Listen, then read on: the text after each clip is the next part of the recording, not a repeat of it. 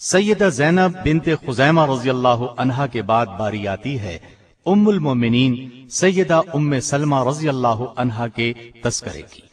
ماں باپ نے نام ہند رکھا، والد کا نام ابو امیہ تھا، جو مکے کے ایک مشہور فیاض اور مخیر بزرگ تھے۔ ان کی فیاضی اور سخاوت کا یہ عالم تھا کہ سفر میں جاتے تو پورے قافلے کے اخراجات خود برداشت کرتے۔ اسی بنا پر وہ ذات الراکب کے لقب سے ملقب تھے۔ سیدہ ام سلمہ رضی اللہ عنہا نے چونکہ ایک فراخ دل، وسیع حوصلہ اور فیاض باپ کے زیر سایہ تربیت پائی تھی، اس لیے وہ بھی انہی اوصاف سے متصف تھی۔ والدہ کا نام عاتقہ بنت عامر تھا۔ والد کا تعلق قریش کے مشہور خاندان بنو مخزوم سے تھا اور والدہ بنو فراس سے تھی۔ آپ کا پہلا نکاح عبداللہ بن عبد الاسد سے ہوا، جو ابو سلمہ کے نام سے معروف تھے۔ ام سلمہ کے چچا زاد اور نبی کریم صلی اللہ علیہ وسلم کے رضائی بھائی تھے۔ ان دونوں میاں بیوی کا شمار ان خوش بخت حضرات میں ہوتا ہے جو اسلام کے دور اول ہی میں نعمت اسلام سے بہرہ مند ہو گئے تھے۔ ابو سلمہ رضی اللہ عنہ سے سیدہ ام سلمہ کے ہاں سلمہ، عمر، درہ اور زینب پیدا ہوئے۔ ان دونوں نے مکہ سے حبشہ کی طرف ہجرت کا بھی شرف حاصل کیا تھا۔ حبشہ میں کچھ مدت قیام کے بعد دونوں واپس مکے آ گئے، پھر مکے سے مدینے کی طرف ہجرت کی۔ کہتے ہیں کہ یہ پہلی خاتون ہیں جو مکے سے ہجرت کر کے مدینے آئیں۔ ابو سلمہ جب حبشہ سے واپس مکے آئے تو مشرکین نے پھر ان پر ظلم ڈھایا، اس لیے انہوں نے مدینے کا رخ کیا۔ ام سلمہ رضی اللہ عنہا کا ہجرت مدینہ کا واقعہ بڑا دردناک ہے۔ خود ہی بیان کرتی ہیں کہ اپنے شوہر ابو سلمہ کے ساتھ ہجرت کا ارادہ کیا۔ ان کا کم عمر لڑکا سلمہ بھی ساتھ تھا۔ ام سلمہ کے گھر والے رکاوٹ بن گئے اور بولے، تم اکیلے مدینے جا سکتے ہو لیکن ہماری بیٹی کو ساتھ نہیں لے جا سکتے۔ مجبوراً انہوں نے اپنی بیوی کو وہیں چھوڑا اور مدینے چلے گئے۔ ام سلمہ اپنے گھر آ گئی۔ اس وقت ان کی گود میں دودھ پیتا بچہ تھا۔ ام سلمہ کے گھر والوں نے انہیں شوہر کے ساتھ ہجرت کرنے نہیں دی اور ابو سلمہ کے گھر والوں نے ان سے بچہ بھی چھین لیا۔ اب حالت یہ تھی کہ ابو سلمہ مدینے میں تھے، ام سلمہ اپنے گھر میں اور بچہ ابو سلمہ کے ماں باپ کے پاس تھا۔ ظاہر ہے یہ صورت ام سلمہ کے لیے کس قدر اذیت ناک تھی۔ خاوند کی جدائی، اوپر سے بچے کی جدائی کوئی معمولی واقعہ نہ تھا۔ ان کی حالت خراب ہو گئی۔ روزانہ گھر سے بے قراری کے عالم میں نکل کر مقام ابطح میں بیٹھ کر رویا کرتی۔ یہ ایک ٹیلا تھا جس پر یہ گریہ زاری کرتی۔ عرصے تک یہی کیفیت رہی مگر کسی کو ذرا ترس نہ آیا۔ آخر ان کے خاندان کے ایک شخص نے انہیں روتا دیکھا تو اس کا دل بھر آیا۔ ام سلمہ رضی اللہ عنہا کے لیے رحم کے جذبات ابھر آئے۔ گھر آ کر اس نے لوگوں کو جمع کیا اور کہا، اس بے بس اور ناتواں عورت پر کیوں ظلم ڈھاتے ہو؟ اسے اپنے شوہر کے پاس جانے دو اور اس کا بچہ بھی اسے دے دو۔ اس شخص نے یہ الفاظ اس انداز سے کہے کہ آخر سب نے اس کی بات مان لی۔ بچہ ان کے حوالے کر دیا اور مدینے جانے کی اجازت دے دی گئی۔ اب اپنے بچے کو لیے اونٹ پر سوار ہوئیں اور مدینے کا راستہ لیا۔ ساتھ کوئی مرد نہیں تھا، تنہا تھی اور راستہ طویل تھا۔ تنعیم کے مقام پر پہنچی تو کلید بردار عثمان بن طلحہ نے انہیں دیکھ لیا۔ یہ اس وقت تک مسلمان نہیں ہوئے تھے۔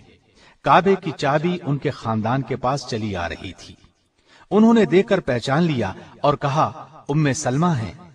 ان کے خاوند ابو سلمہ سے ان کے بہت اچھے تعلقات تھے۔ عثمان نے پوچھا، کہاں کا ارادہ ہے؟ ام سلمہ رضی اللہ عنہا نے کہا، مدینے کا۔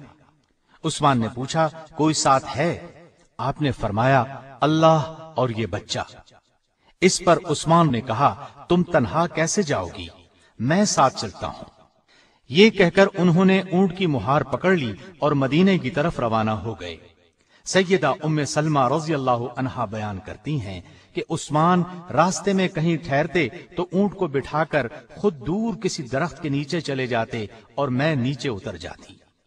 روانگی کا وقت ہوتا تو اونٹ پر کجاوا رکھ کر خود دور ہٹ جاتے اور مجھ سے کہتے، سوار ہو جائیں۔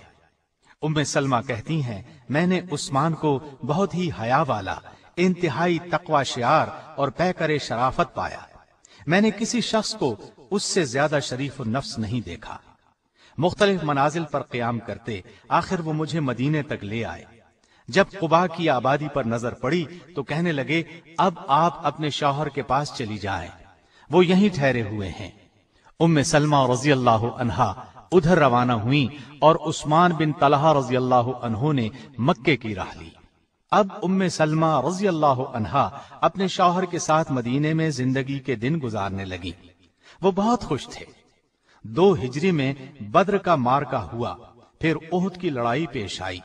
ابو سلمہ رضی اللہ عنہ نے دونوں میں بھرپور حصہ لیا۔ احد کی لڑائی میں زخمی ہو گئے۔ یہ زخم اتنے شدید تھے کہ جمادی الاخری 4 ہجری میں زخموں کی شدت اور تکلیف سے اپنے خالق حقیقی سے جا ملے۔ رسول اللہ صلی اللہ علیہ وسلم کو وفات کی خبر پہنچی تو تعزیت کے لیے تشریف لائے۔ گھر میں کوہرام بپا تھا۔ سیدہ ام سلمہ رضی اللہ عنہا انتہائی غمزدہ تھیں۔ ان کو تسلی دی اور صبر کی تلقین کی۔ وفات کے وقت سیدنا ابو سلمہ کی آنکھیں کھلی رہ گئی تھیں۔ آپ صلی اللہ علیہ وسلم نے اپنے دست مبارک سے ان کی آنکھیں بند کی۔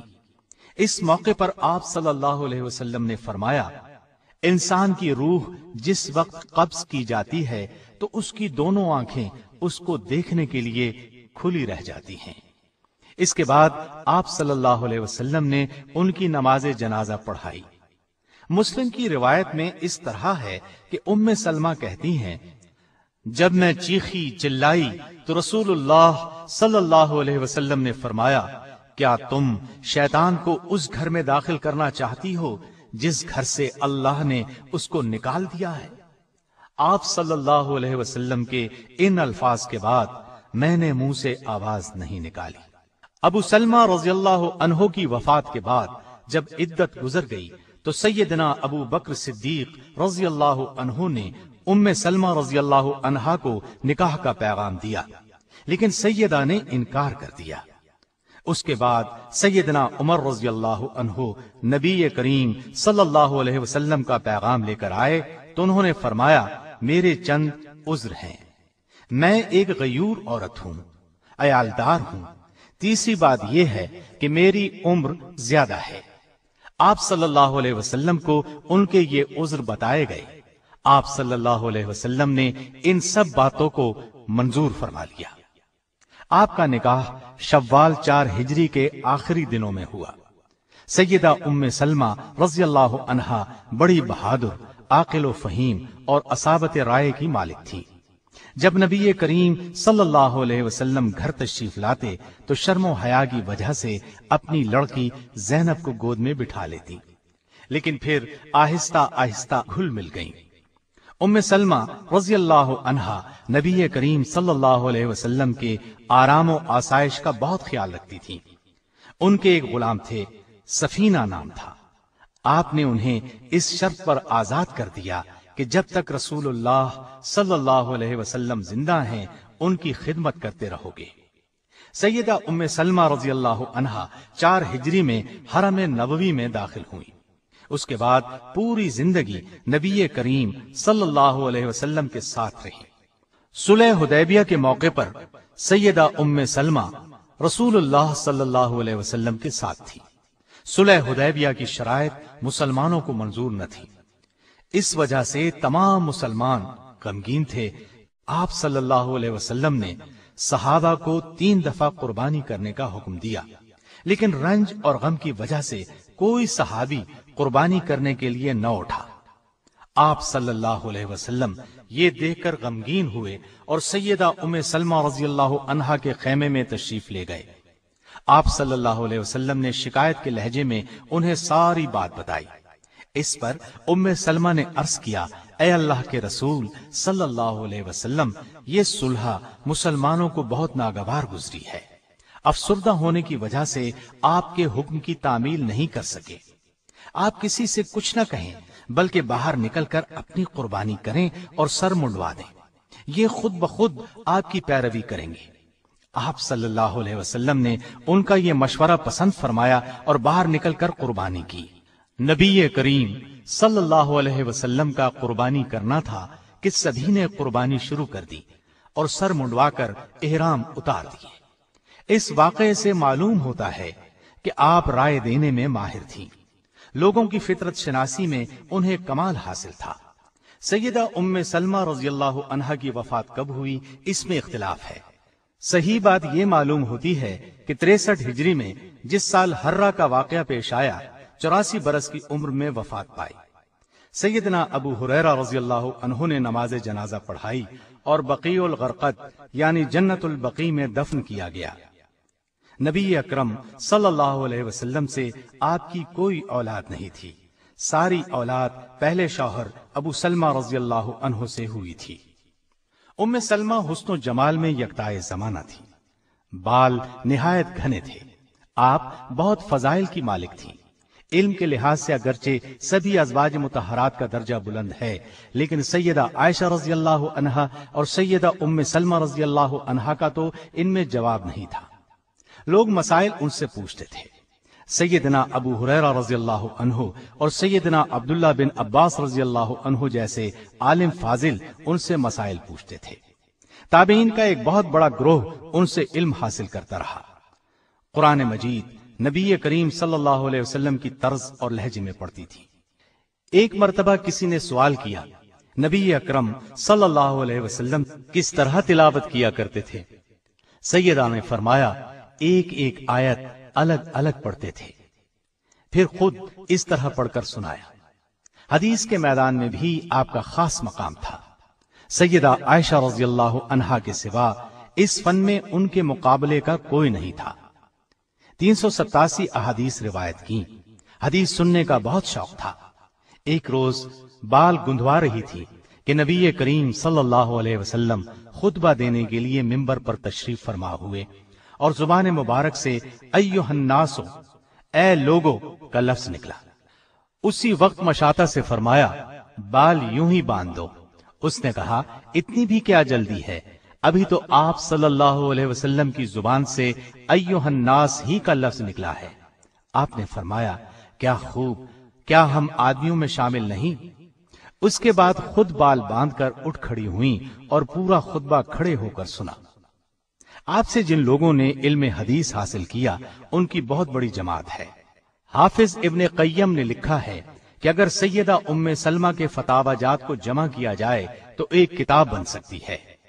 آپ کو قرآن و سنت میں کامل دسترس تھی، فقہ کی ماہر تھی، زہد اور تقوی انتہا کا تھا۔ ایک مرتبہ سیدنا عبد الرحمن بن عوف رضی اللہ عنہ نے آ کر کہا اماں میرے پاس مال اس قدر جمع ہو گیا ہے کہ اب بربادی کا خوف ہے۔ آپ نے فرمایا بیٹا اس کو خرچ کر دو۔ رسول اللہ صلی اللہ علیہ وسلم سے آپ کو انتہا درجے کی محبت تھی، اس طرح آپ کو بھی ان سے بہت محبت تھی۔ اللہ تعالیٰ کی ان پر ہزار رحمتیں ہوں۔